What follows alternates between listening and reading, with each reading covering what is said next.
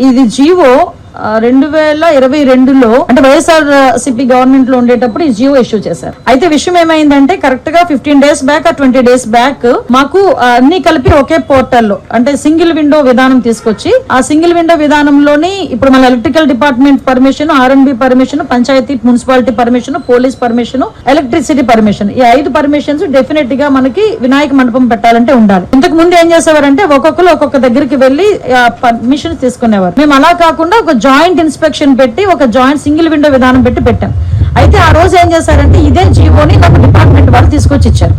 ఇస్తే నేను యాస్ట్రేజ్ గా ఈ జీవోలో ఏదైతే ఉందో మేము దాన్ని చెప్పడం జరిగింది. అయితే ఈ విషయం తెలుసుకున్న వెంటనే గౌరవ సీఎం గారికి విజ్ఞప్తులు వచ్చినాయి. గౌరవ సీఎం గారు కూడా దీని విషయం మీద మమ్మల్ని అడిగిన వెంటనే సార్ ఇలా జరిగింది, ఇలా జీవో ఉంది అంటే ఇమ్మీడియట్ గా ఆపండి, ఎవరు కూడా రూపాయి కూడా కలెక్ట్ చేయొద్దు. ఎస్పెషల్లీ ప్రతి సౌండ్ సిస్టమ్ కి మనకి ఏదైనా మన సౌండ్ సిస్టమ్ పెట్టామంటే దానికి పర్టికులర్ గా మైక్ కి పర్మిషన్ తీసుకోవడానికి 100 రూపాయలు తీసుకుంటారు డిపార్ట్మెంట్ వాళ్ళు కూడా. అది కూడా తీసుకోవద్దు వినాయక చవితులకి అని చెప్పి చాలా క్లియర్ గా 10 రోజుల క్రితమే ఈ విషయం చెప్పడం జరిగింది. ఎవరు దగ్గర ఎక్కడ కూడా ఎటువంటి ఫీజెస్ కూడా కలెక్ట్ చేయట్లేదు, ఎటువంటి చలనాలు కూడా కలెక్ట్ చేయట్లేదు. ఏదైతే వినాయక చవితి అదే విధంగా దుర్గా నవరాత్రి ఉత్సవాలు మన రాష్ట్రంలోనే కాదు మన దేశంలో చాలా ప్రెస్టీజియస్ గా చాలా భక్తి శ్రద్ధలతో చేసే భక్తులు ఎవరైతే ఉన్నారో వాళ్ళెవరు కూడా ఇబ్బంది పడకూడదనే 10 రోజుల క్రితమే గౌరవ సీఎం గారు అందరికీ కూడా ఇన్స్ట్రక్షన్స్ ఇవ్వడం జరిగింది. ఈ రోజుకి కూడా కనీసం మైక్ పర్మిషన్ కి కూడా మేము ఎవరం కూడా డబ్బులు తీసుకోవట్లేదు. ఇది క్లియర్. దీనికి నేను 20 రోజుల క్రితం మాట్లాడిన మాటలను తీసుకొచ్చి వైఎస్ఆర్సీపీ వాళ్ళు ఏమీ లేదు అన్నట్టుగా ఈ రోజు కావాలని దాన్ని ట్రోల్ చేసే పరిస్థితి చూస్తా ఉంటే వాళ్ళ తాలూకా తెలివి తక్కువతనం, అదే విధంగా